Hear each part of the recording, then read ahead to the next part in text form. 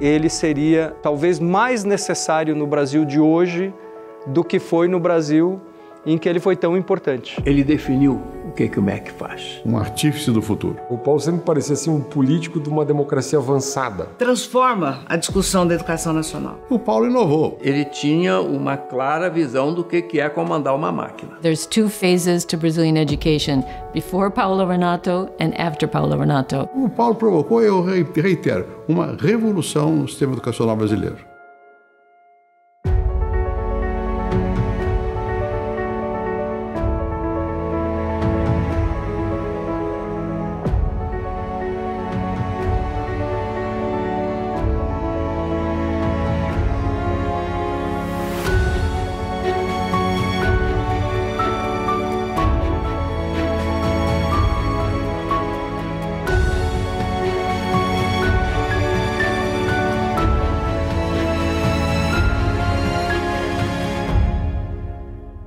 Eu sou a segunda irmã de uma família de 6 irmãos, onde o que prevalecia era a ideia da irmandade. Acho que esse tipo de solidariedade, essa ideia de partilhar coisas, foi o que acompanhou o Paulo, não só na vida pessoal, que ele sempre participou muito da família, mesmo estando longe, como também da vida profissional. Vendo o Renato com os filhos, com a esposa, a gente não acreditaria que ele era aquele chefe de polícia que todo mundo tinha medo, que todo mundo tinha respeito, pois ele realmente era um pai amoroso, um pai muito dedicado. A nossa família, pai, mãe e os irmãos, éramos muito politizados. A nossa vida sempre foi em torno de questões políticas, de questões públicas, tanto pela profissão do pai como delegado de polícia, como também pelos cargos que ele ocupou depois no poder público. Mais tarde, ele se elege deputado estadual pelo PMDB. É onde ele, nesse mandato, nesse exercício, ele tem os direitos políticos cassados e, realmente, aí acontece uma reviravolta grande na vida da família. Ele veio para o PMDB, nós fomos para a bancada, dentro da bancada, ele com o Fossi e outros companheiros nossos fazendo o esquema do MDB. O que era o MDB? Nós somos contra essa ditadura, nós queremos democracia. O Paulo Renato fez parte. Nesse período, o Paulo estudava economia na Universidade Federal do Rio Grande do Sul e ele se forma e ganha uma bolsa para o Chile, onde vai estudar na Escola Latina. Si vas para Chile, te ruego que pases por donde vive mi amada. Es una casita muy linda y chiquita que está en las faldas de un cerro enclavada. La adorna las parras, la cruza un estero. Al frente hay un sauce que llora, porque yo la quiero. Si vas para Chile, te ruego, viajero, le digas a ella que de amor me muero. Ele ganha essa bolsa, ele se muda, ele era casado, já tinha uma filha, e nesse período a bolsa é cortada. Não sei se relacionado com a questão da cassação do pai, do posicionamento político contra a ditadura militar, enfim, o Paulo teve a sua bolsa cortada e aí ele começa um tempo de trabalho muito árduo, muito duro no Chile. Ele já fez amizade com o pessoal da universidade, que ele estava fazendo o curso, então ali ele conheceu várias pessoas, conheceu o Serra, inclusive, foi professor dele. O Paulo foi meu aluno, muito aplicado, apesar da pouca diferença de idade. E, inclusive, depois eu botei como meu assistente. Apesar dele trabalhar, ele trabalhava, mas não era suficiente porque ele também estudava. Então, nós mandávamos os recursos daqui porque nós considerávamos que isso era muito importante. Eu nasci no Chile em 70, né? Meu pai chegou lá acho que um ano antes, 69, a TT já tinha nascido. E eu nasci lá e depois a Malula, né? Minha irmã mais nova nasceu em 72. Lembro que o primeiro ano de aniversário, eu faço junto aniversário no mesmo dia que a minha irmã. A gente foi para Porto Alegre, acho que por causa da situação no Chile, que estava meio ruim, então a gente foi passar nosso aniversário na casa da minha avó em Porto Alegre. Em 73, 3 anos depois que a gente chegou, teve o golpe militar do Chile. Meu pai, na época, estava trabalhando nas Nações Unidas, mas foi um período muito complicado, porque todo o pessoal que estava exilado lá, que começou a ser caçado pelo governo chileno a mando do governo brasileiro. Então, José Serra, Fernando Henrique, Conceição Tavares, todo esse pessoal que estava lá. O meu pai não, meu pai tinha ido não como exilado, ele foi para fazer o curso de mestrado dele, né, na escola latina.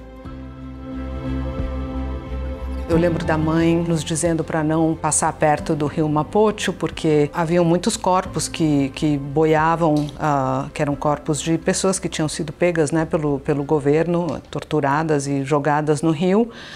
E o rio ficava muito perto da nossa casa, então eu lembro dessas coisas, lembro dessa sensação de tensão assim, que a gente viveu. Olha, o golpe no Chile militar foi muito mais violento que no Brasil. Eu costumava dizer, o golpe no Brasil foi um chá de senhoras, perto de uma arruaça, que foi o golpe chileno. O golpe, nós tivemos a casa que tinha 72 metros quadrados, estava com 17 pessoas e um cachorro, inclusive, bem grande. Então, o pessoal que tinha algum tipo de problema se sentiram melhor, mais protegidos na nossa casa, junto com ele. O Paulo, a casa dele foi um ponto de referência, ajudou muita gente. Não sou capaz aqui de rememorar quem. Sei que foi muita gente e acabou, inclusive, fazendo isso em relação a mim. Sempre muito solidário, prestativo e prático. Teve momentos assim bem arriscados que eles tinham que sair no meio da noite e fazer isso escondido e jogar as pessoas dentro das embaixadas amigas, né? A embaixada da Itália era um quarteirão inteiro, assim, com um muro bem alto. E eu fiquei cheio de carabineiro por ali, por perto, disfarçado. Então eu fiquei dando volta na embaixada, com o carro bem devagarinho, para eles não acharem que eu estava fugindo de alguma coisa.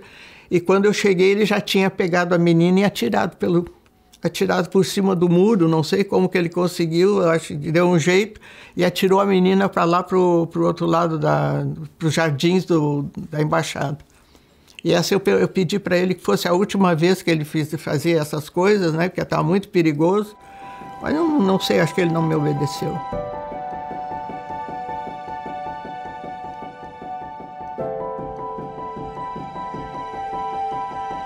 Eu lembro quando a gente voltou para o Brasil, era a época da abertura, estava começando a ter eleição, e eu sabia que o pai tinha se afiliado ao MDB na época, tinha o MDB e a Arena, eram os dois únicos partidos.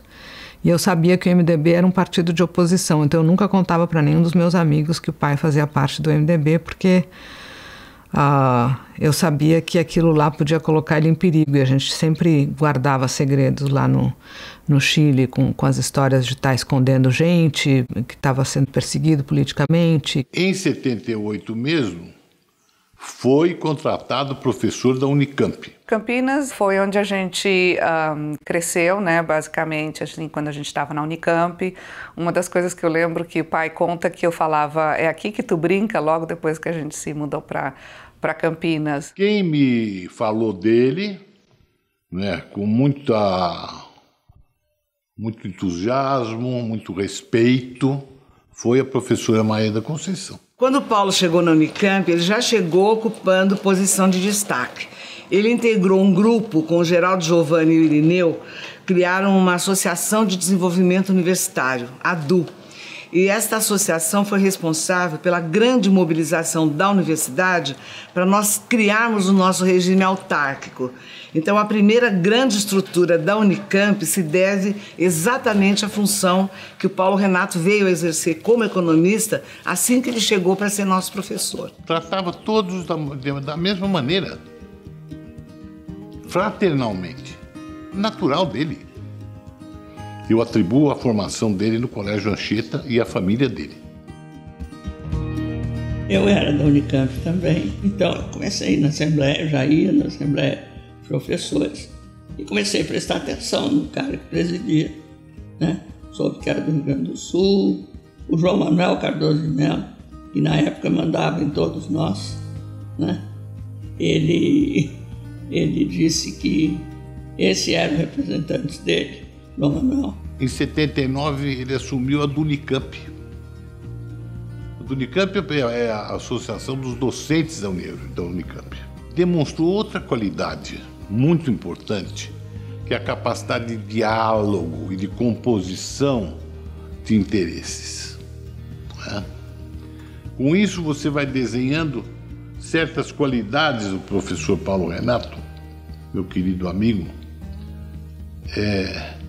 que o habilitam para a vida pública. Tinha um grupo na Unicamp constituído pelo Vilmar Faria, pela Sônia Draib, Maria Hermínia, muitos amigos do Instituto de Economia que trabalhavam com Paulo Renato, e eles tinham um centro de pesquisa que funcionava ao lado do Núcleo de Políticas Públicas da Unicamp. E nós começamos a desenvolver uma série de debates sobre o que fazer quando nós conseguirmos sair da ditadura e passar para a democracia, né?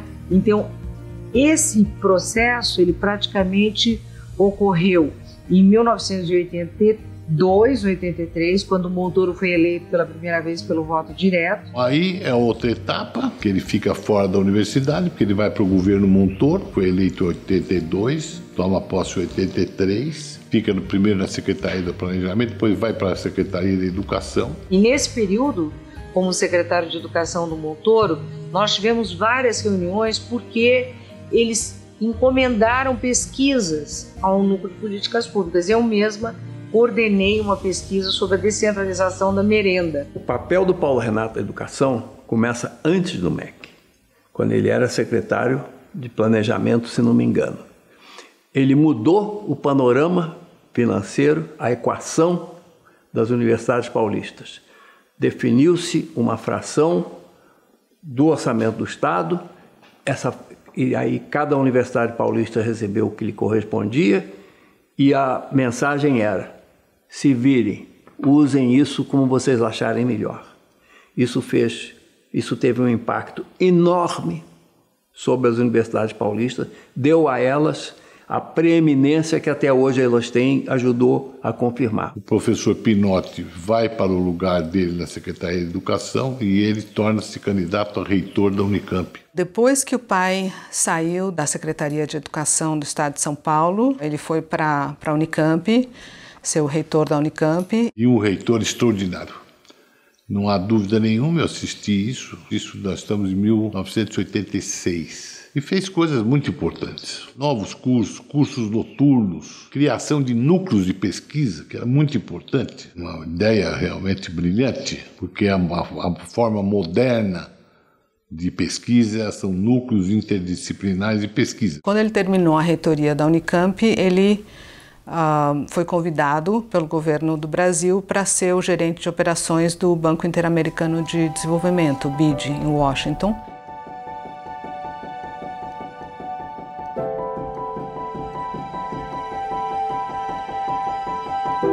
Eu já estava lá. Eu era assessor do antigo gerente de operações e o Paulo veio substituí-lo. Aí ele me chamou para trabalhar com ele.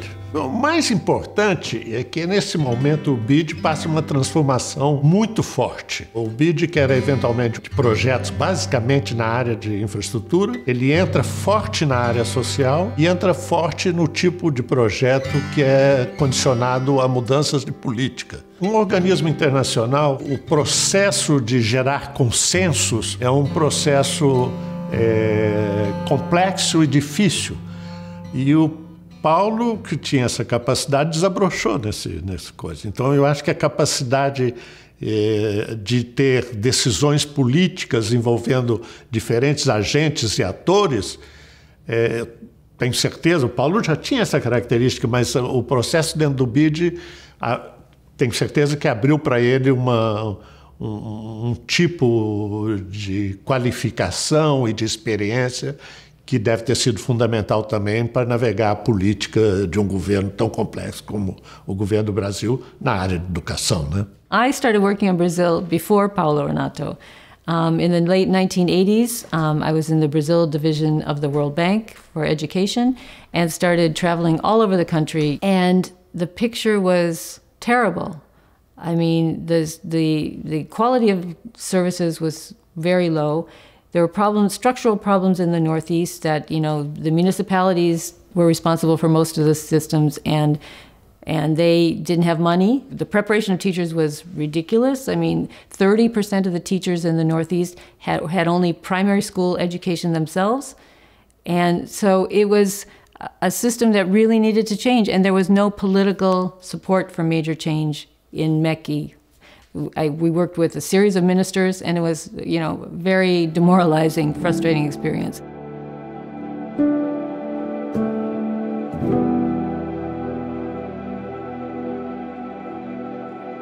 Eu queria que o Paulo fosse para o Ministério do Planejamento, para ficar ao meu lado no Palácio. Porém, houve um problema. É que o Ministério do Planejamento é o ministério que negocia com o Congresso o orçamento. E os outros ministros da área econômica achavam que era preciso um ministro ali que tivesse maior contato com o Congresso, posto que eles não tinham, e nem o Paulo. O Serra tinha, e o Serra era economista competente. Então, o Serra foi o planejamento. Por isso que o Paulo não foi o planejamento. Então, eu convidei o Paulo para o Ministério da Educação. Porque na minha cabeça as coisas fundamentais eram fazenda, todas as finanças, educação, saúde e depois reforma agrária, a área social. Os 8 anos que eu governei, o Paulo foi ministro da Educação e fez uma revolução na educação. Porque ele era uma pessoa desenhada para isso. Ele definiu o que o MEC faz.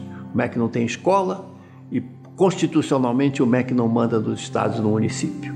Então, o MEC tem que avaliar as estatísticas dos estados, tem que avaliar a qualidade da educação e ele tem um protagonismo de voz.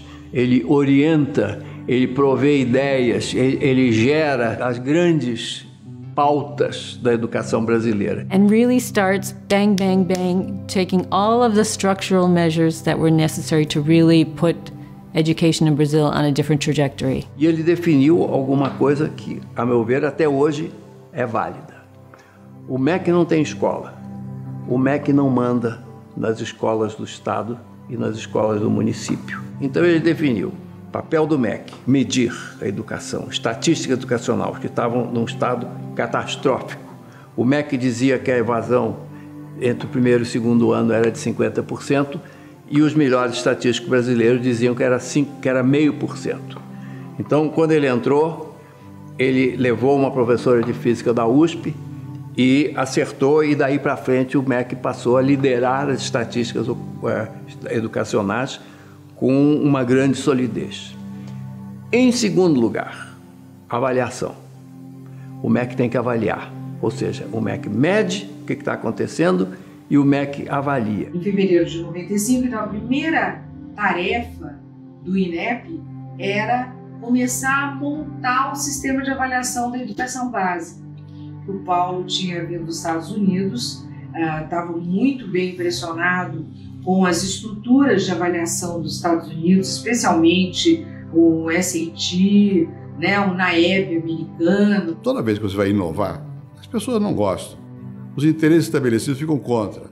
O Paulo inovou. O meu governo foi um governo de inovação, de criar, mudança de rumo, criar coisas novas. O que nós fizemos na educação? Primeiro, mexemos no Conselho Federal de Educação, que era uma coisa muito confusa, para dar um pouco mais de dignidade. Segundo, o Paulo levou adiante a Lei de Diretrizes e Bases da Educação, que era a lei fundamental. Foi aprovada sob o meu governo, com o Paulo ativo ali, muita ajuda do Darcy Ribeiro, que era senador.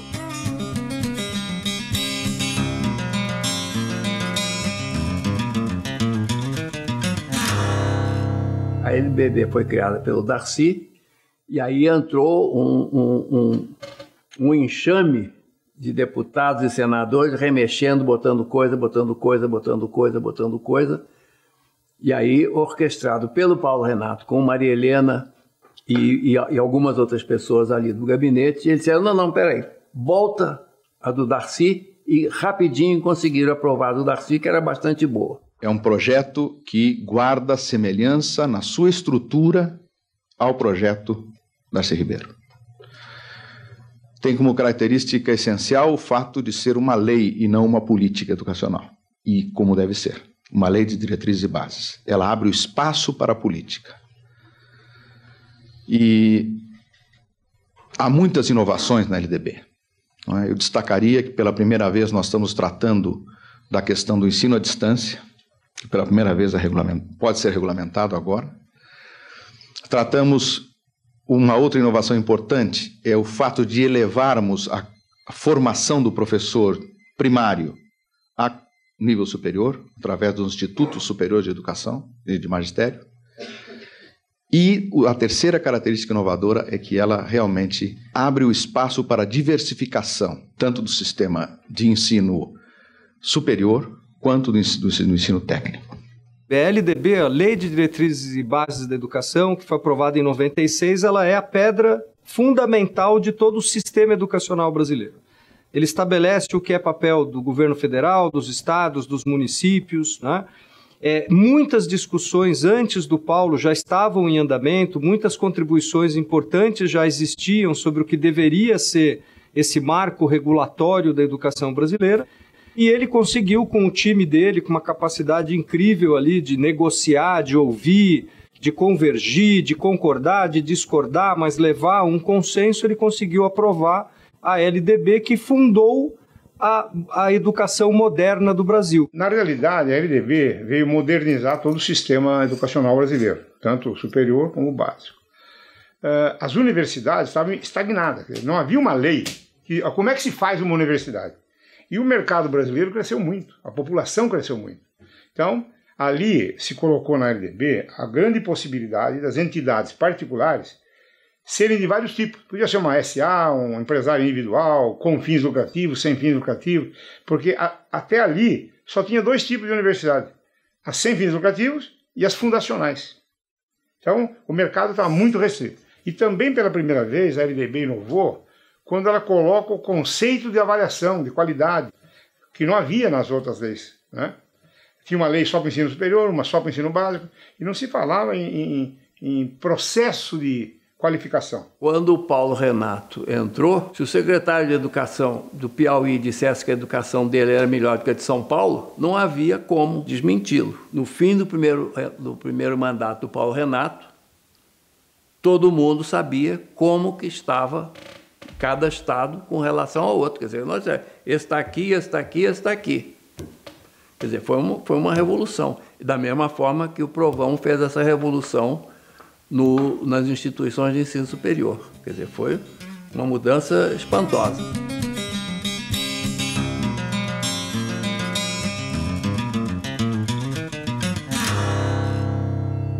O exame funciona para nós como, fazendo uma comparação, como o termômetro funciona para o médico, né? O termômetro, obviamente nenhum médico vai fazer o diagnóstico baseado só no termômetro, mas nenhum médico vai ser louco de dispensar o termômetro, aquela indicação da temperatura, para saber se uma pessoa está doente ou não. Portanto, eu acho que o exame funciona como um indicador, né? A partir do exame, e também, obviamente, nós não divulgamos apenas o resultado do exame, divulgamos junto todos os dados que nós temos de avaliação. Avaliação dos próprios alunos, avaliação baseada na qualificação dos professores.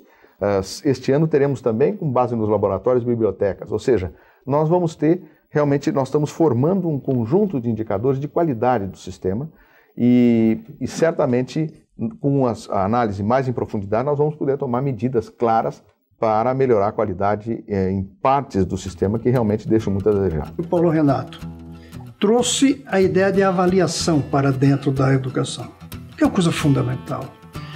O Brasil avalia todos os dias como está o seu time de futebol. Se o técnico perder 2 partidas, demitem o técnico. A gente não avaliava antes do Paulo Renato as escolas. Ele criou instrumentos de avaliação. E a avaliação foi bem feita, foi criteriosa, não era para prejudicar o aluno, nem para julgar o aluno, para juntar a qualidade do ensino. Esse é um ponto importante. Eu sempre disse que o meu objetivo não é fechar a universidade, nem nenhuma faculdade. O meu objetivo é fazer com que elas melhorem. Eu não acho que há universidades em excesso no Brasil, há, ao contrário, universidades ruins em excesso. Isso é que nós temos que fazer com que melhore. Há um estudo feito pela entidade que congrega as escolas administração, a administração em curso tem 4 anos de provão. O estudo mostra que 80% dessas faculdades já mudaram os seus métodos por causa do provão, por causa da avaliação. Isso é que eu quero que elas melhorem. Agora, as que não melhorarem serão fechadas. E você vai ver. Agora, em maio, nós temos o prazo final já das 12 primeiras. Se elas não tiverem melhorado, fecharão. Como é que você avalia, dentro dos mesmos critérios, um país tão diferente? Não é? Será que uma avaliação não vai ser elitista no final? Não é? Então, o Paulo tinha que enfrentar, não era só um debate técnico sobre fazer ou não avaliação, fazer o provão, fazer o Enem. Era como convencer o país de que era preciso avaliar a educação. Não é? Que não era um problema simplesmente de avaliar os alunos. Eu me lembro de uma fala dele dizendo, eu não estou avaliando os alunos, estou avaliando a educação. Eu estou avaliando as universidades, eu estou avaliando os colégios, as escolas, os sistemas. Não é? O país precisa avaliar. Não é? É um pouco Cazuza, Brasil mostra a sua cara, você tem que mostrar a cara. De fato, eu acho que o grande mérito do Paulo Renato na educação brasileira foi trazer para o Brasil esta política do accountability, da avaliação e das estatísticas educacionais. Então ele fortalece o INEP e pela primeira vez no Brasil a gente tem o censo da educação básica, depois posteriormente o censo do ensino superior e nós começamos com a avaliação da educação básica. O Paulo foi muito corajoso porque havia uma estagnação. Quando você falava em avaliação, todo mundo virava as costas. E por que eu criei o provão? Para quê? Foi para perseguir a universidade pública? Ou foi para ir atrás das piores universidades particulares? Eu quero ver uma fechar primeiro para comemorar. Está em processo. Veja onde é que estão os processos. Ministro, precisa de provão para saber o que é ruim no ensino superior brasileiro? Eu preciso documentar, porque senão vão atrás na justiça e ganham. Eu aqui em São Paulo, quando fui secretário de Educação, tentei fechar e fechei 2 colégios que davam diplomas falsos de professor.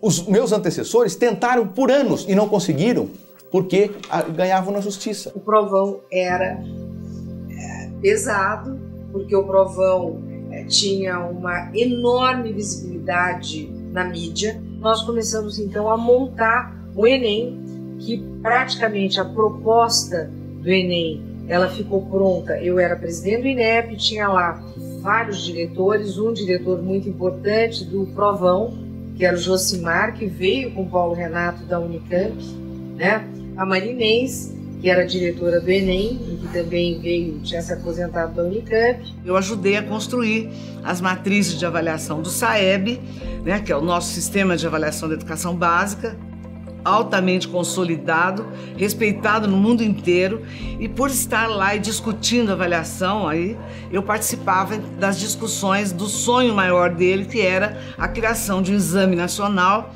mais amigável para a juventude brasileira. E aí então nasceu o Enem.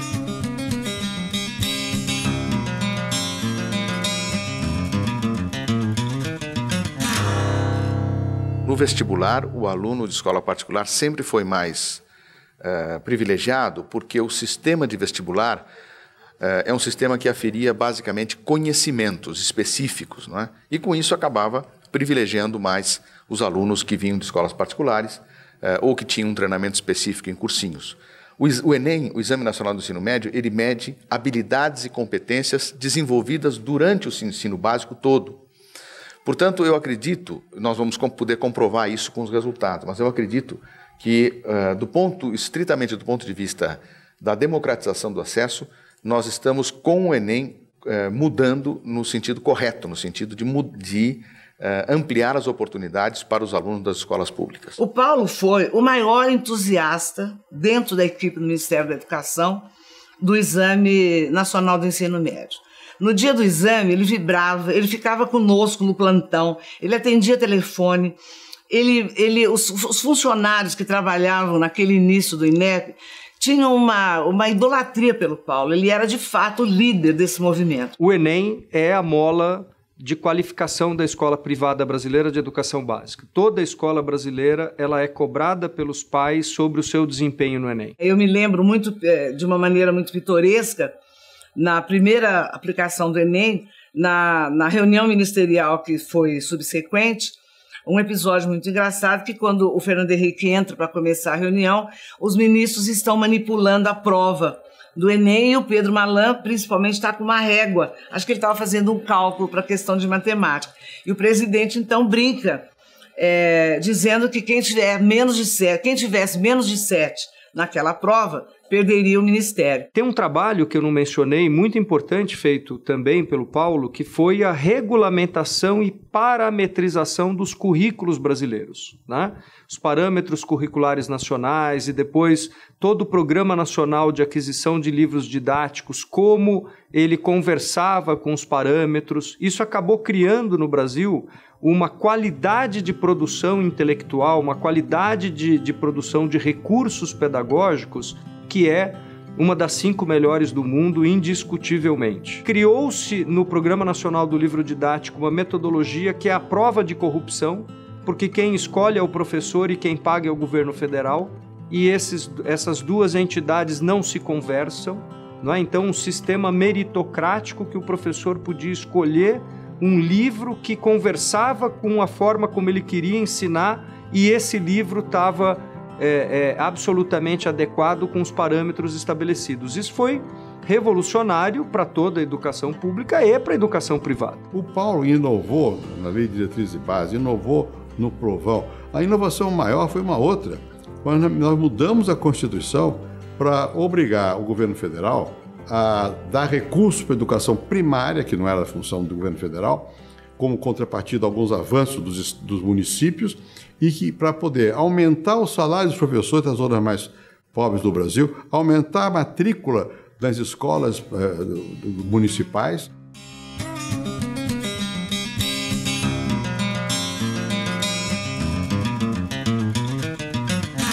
Um outro trabalho muito relevante, e aí em parceria com outros ministérios, Ministério do Planejamento, foi a criação na época do Fundef. Reconhecia-se o seguinte: olha, as crianças estão na escola, as nossas medidas mostram que a escola não tem a qualidade que o país deseja, nós precisamos trazer recursos para a escola que complementem os orçamentos municipais ou estaduais, porque a educação básica, né, a entidade federativa responsável pela educação básica são os municípios e os estados.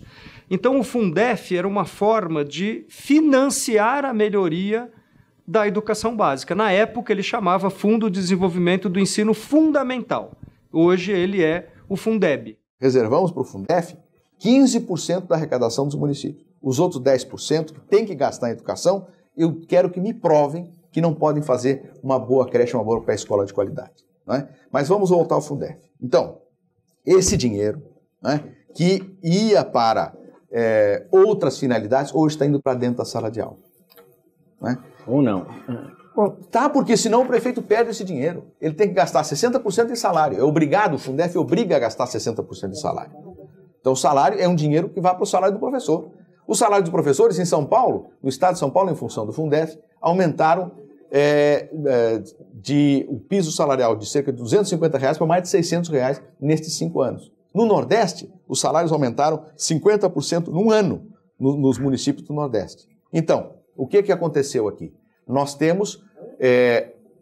o dinheiro está indo para dentro da sala de aula, está deixando de ser desviado. Agora nós temos uma lei permanente desse que virou o Fundeb, né, toda a educação básica. Foi ele que começou, ele e o Barjas Negre. O Fundef está fechando o caminho do desvio e da corrupção.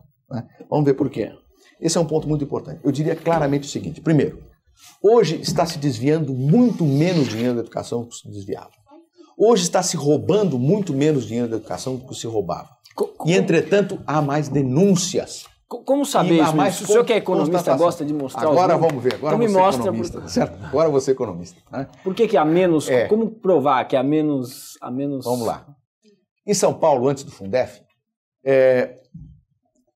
dos 568 municípios de São Paulo, apenas 68, dos 648 municípios, apenas 68 tinham rede municipal de ensino fundamental. Todos os demais tinham que gastar 25% da arrecadação em educação, não tinham escolas. Onde é que gastavam esse dinheiro? Pavimentavam a rua na frente da escola, construíam ginásio de esportes, compravam carro para o prefeito dizer que era transporte escolar. Foi muito importante a engenharia do Fundef para a construção do Fundeb, que agora é um fundo permanente de financiamento de toda a educação básica. O Fundef começou com ensino fundamental, o Fundeb pegou educação infantil e ensino médio, empacotou. Mas aquela engenharia foi uma coisa importante para resgatar a educação básica do país. E o SAEB foi outro legado importante do Paulo.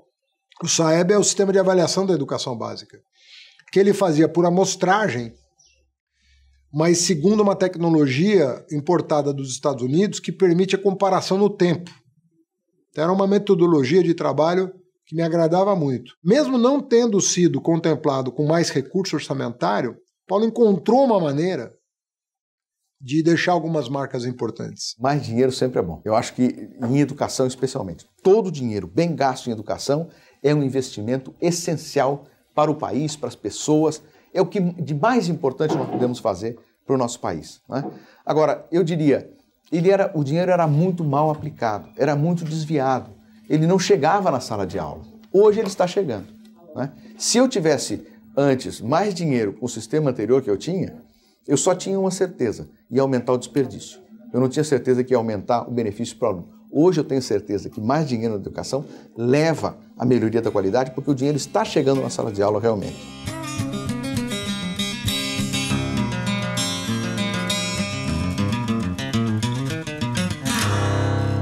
O Brasil tinha um déficit histórico, ainda tem, mas tinha um déficit histórico quantitativo, ou seja, simplesmente do acesso das crianças ao ensino fundamental. Se trata de um chamamento, de um desafio ao país. Hoje nós temos as condições pela primeira vez sonhar com a ideia de termos toda a criança na escola. Na gestão do Paulo você teve a universalização do acesso, né? E eu me lembro dele dizendo assim, nós temos que resolver os problemas gradativamente, né? Então, quer dizer, é óbvio que existe um enorme desafio de qualidade da educação, mas havia um primeiro desafio de você simplesmente possibilitar o acesso universal, a garantia do direito, que está na Constituição, à educação fundamental. Então essa foi uma grande conquista. E isso só poderia ser feito a longo prazo, num mandato de 8 anos, mesmo talvez mais do que isso, né? Mas a ideia de você, então aquela ideia de todos na escola, escola para todos, não é?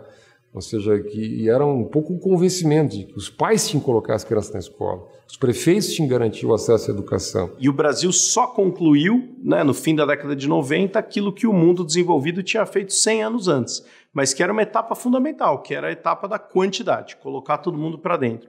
E acho que o principal legado foi esse, da inclusão, colocar para dentro. Mas não ficou só a inclusão, também se colocou o embrião da qualidade.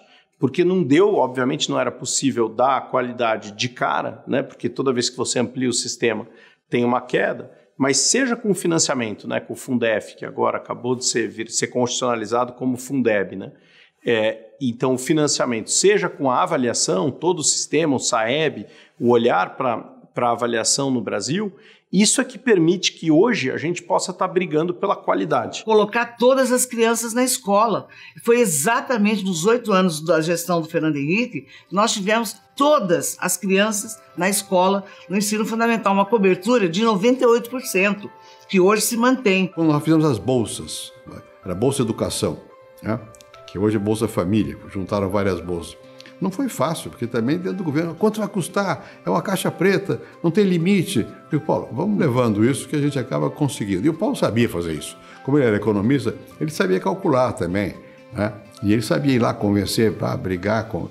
Enfim, eu acho que um artífice do futuro. Por exemplo, quando ele criou o Bolsa Escola, ele respeitar o fato de que o Cristóvão Buarque e o prefeito de Campinas já tinham falado nisso aqui na prefeitura. Enfim, eu acho que essa perspectiva de continuidade. Nós dois fazemos parte de um grupo que ainda é muito pequeno, de economistas que consideram a educação como vetor do progresso. Tem pessoas, quase todas, que dizem que a educação é um direito de cada pessoa receber, sobretudo criança. Eu vou além de que é um direito, e Paulo Renato também. Para mim, a educação não é só um direito, é o vetor do progresso. Minha relação com o Paulo sempre foi de altíssimo nível. Ele é uma pessoa muito cordial, de fácil trato e absolutamente preparada para compreender um debate sobre qualquer tema, sobretudo relativo à educação.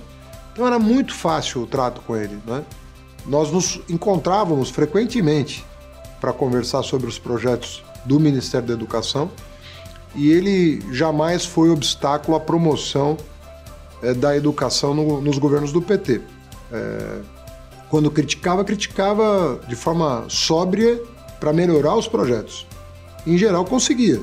E a gente votava por consenso, praticamente todas as matérias. Nós temos que levar adiante a reforma do ensino médio, né? Conseguir realmente dar condições para todo jovem ter um ensino médio de qualidade, completar a reforma da universidade, não é? Conseguir terminar o meu projeto de colocar os equipamentos nas universidades públicas e cuidar mais da formação de professores. Eu acho que são as 3 prioridades que nós temos hoje como no nosso horizonte pela frente nos próximos 2 anos e meio. Curiosamente, pouca coisa do que ele fez não durou. Quer dizer, ele teve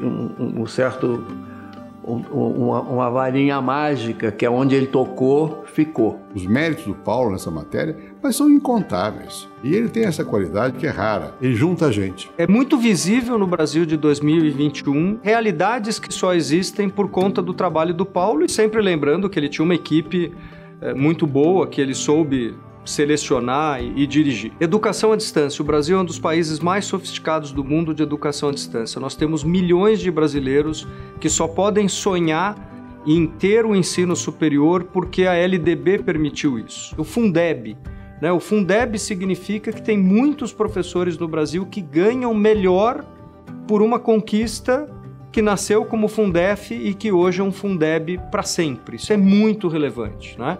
A discussão, quando os jornalistas podem cobrar a melhoria da qualidade da educação, eles podem cobrar em cima de indicadores claros. Prova Brasil, ENAD, Enem. Traz um conceito de tecnicidade para a política. Isso, no fundo, o que sempre me fascinou. Alguém que vinha da academia, né, que teve participação em organismos internacionais, que era reconhecidamente alguém que pensava o Estado, pensava a política, né? Então, isso sempre me chamou a atenção, ou seja, não fazer política de governo, política de varejo, não, pensar a longo prazo. Muito de como a educação pública se estruturou na era moderna, digamos, no Brasil, foi a arquitetura dele, né? Dele e da equipe de gente muito boa que ele tinha no MEC, né? A primeira coisa que salta aos olhos era a estabilidade, né? A gente eu trabalho com educação há 10 anos, estou no meu 11º ministro da educação, né? Então, realmente, hoje você olha para aquela época como um desafio, era uma outra era, né? Realmente, de estabilidade, de prioridade política, né? Boa parte do trabalho do Paulo resiste até hoje, já passou por governos de direita, já passou por governos de esquerda, já passou por governos de centro, né? E isso significa que, olha, ela é indiscutível, é um projeto de país, não é um projeto de governo. E isso está na base de tudo que a gente faz de educação e de novo, se ele tivesse aqui com a gente, ele estava nos cutucando de por que a gente não melhora mais, por que a gente não melhora mais rápido, o que deveria ser feito para a gente dar um salto qualitativo ainda maior. Lá no MEC, quer dizer, a gente morria de medo quando ele voltava no fim de semana, porque ele sempre voltava com alguma ideia nova, né? E nós falávamos, mas como vai fazer isso? Nós nem acabamos de implantar o outro projeto, já tem uma ideia nova, né? Então era muito curioso o modo como o Paulo Renato, ele tinha aquelas ideias e ia conversando, olha, eu quero fazer isso, quero fazer um programa de comunicação, vamos fazer o Bolsa Escola, vamos fazer concurso, vamos fazer um programa de distribuição de livro de literatura, que também foi ele que inaugurou para todas as crianças, ele ia pessoalmente fazer leitura de livro, Fernando Henrique também foi ler livro de criança, ele era cheio de ideias, e o Paulo, eu acho que o Paulo foi o melhor ministro de educação que o Brasil teve. No futuro nós teremos de ter, estamos caminhando para isso, um sistema muito complexo de vários tipos de entidades em que a possibilidade de educação recorrente e permanente será uma realidade. Essas 200 mil vagas que nós estamos abrindo, que eu me referi, no ensino profissionalizante, elas já se dão numa forma muito flexível, em que a pessoa pode ir e sair do sistema, atualizar-se, fazer alguns módulos, ter uma certificação parcial, trabalhar, voltar. Eu acho que o sistema precisa, no futuro, pensar o sistema todo, universidades, escolas técnicas, que as pessoas terão que aprender toda a vida e terão que ter a oportunidade de ir e voltar do sistema, na forma presencial, na forma à distância, com meios eletrônicos, com meios tradicionais de correio. Essa é a grande diversificação que nós temos que ter no nosso sistema educacional, que não tínhamos. O Paulo sempre parecia assim, um político de uma democracia avançada, não é? Uma democracia onde o sistema político consegue recrutar gente de alto nível, não é? Que pensa o país. Eu estou preocupado agora com terminar meu trabalho na educação e fazer o trabalho bem feito. Essa é a minha preocupação central. Eu acho que o meu objetivo na vida é fazer coisas que deixem marcas, que deixem coisas positivas para os outros, para a sociedade. Enfim, que a gente passe por essa vida e deixe alguma impressão digital feita. E eu acho que o que eu já fiz na educação, se eu morrer amanhã, eu justifiquei a minha vida. Realmente as mudanças, tenho muita clareza de que isso é a coisa mais importante que eu já fiz e que é uma contribuição importante. Eu sempre vi o Paulo Renato como um idealista produtivo. Não é o idealista, o pensador, que não consegue pôr as ações para serem ativadas, para funcionarem, para se tornarem realidade. Paulo Renato não, extremamente culto e que tinha essa possibilidade de agregar, de pensar e de realizar, assim que eu defino Paulo Renato. Quando terminou o governo Fernando Henrique, que teve aquela... que acabou não sendo escolhido para ser o candidato, né? Na ocasião foi o José Serra. Meu pai tentou sair como senador, não deu certo, como governador também não. Então, a única opção que ele tinha era sair como deputado federal e ele disse que não, preferia ficar fora do governo, né? Ele deixou o ministério e, na verdade, nós ficamos muito amigos. Amigos de convívio quase que diário, final de semana. Ele viajava comigo para passar final de ano no Guarujá conosco, com a minha família, e realmente foi uma amizade que foi se solidificando. Minha maior contratação da minha vida foi ter contratado meu pai, né? E como ele estava sem nenhum plano, acabou topando e a gente montou a Paulo Renato Souza Consultores e trabalhamos junto 4 anos. E foi assim um prazer que não dá para explicar, porque eu conhecia meu pai como pai e não como sócio, né? E como trabalhador. E a gente trabalhou ombro a ombro, cada um nas suas... A gente acho que não teve uma briga em 4 anos, cada um nas suas competências, né? Meu pai muito mais na parte de macroeconomia, de projetos de desenvolvimento social, trabalhou com o Banco do Japão, BID. O Paulo foi uma das pessoas que me inspirou, por conta que ele juntava simpatia, era extremamente simpático, agradável, ele era leal com os amigos, mas não é uma lealdade daquela que aparece quando subitamente você precisa. Ele era leal no dia a dia, ele era amigo do dia a dia, do indivíduo que te ligava para saber como é que você está. Para médico isso é uma surpresa, né? Os telefonemas é para você fazer alguma coisa. Ele não, ele me ligava para saber como eu estava. O Paulo tinha, da parte da minha mãe, ele dizia que tinha herdado a paciência para enfrentar as diversidades.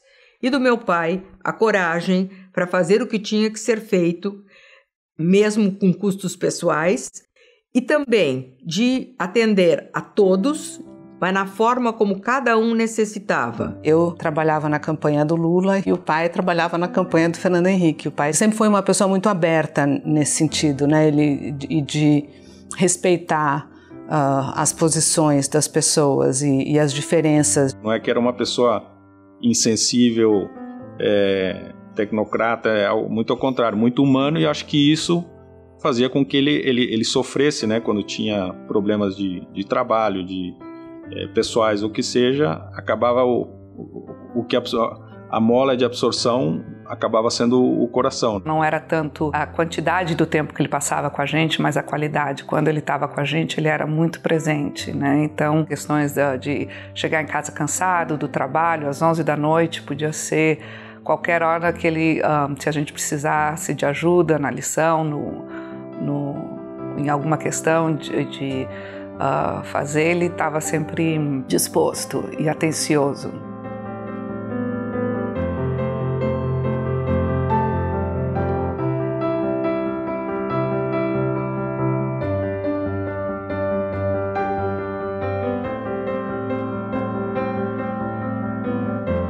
Engraçado, o Mateus, quando era pequenininho e eu fazia um negócio assim legal, uma coisa assim, uau, né? Ele chegava, olhava para mim, pai, onde você aprendeu a ser pai? E aí, pô, não tive um curso, né? Mas aí eu lembrava que, na verdade, eu aprendi do meu pai sendo pai, né? Então, aí a gente consegue ver que está passando para as outras gerações o que recebeu dos nossos pais, né? Então, vê que tem uma continuidade.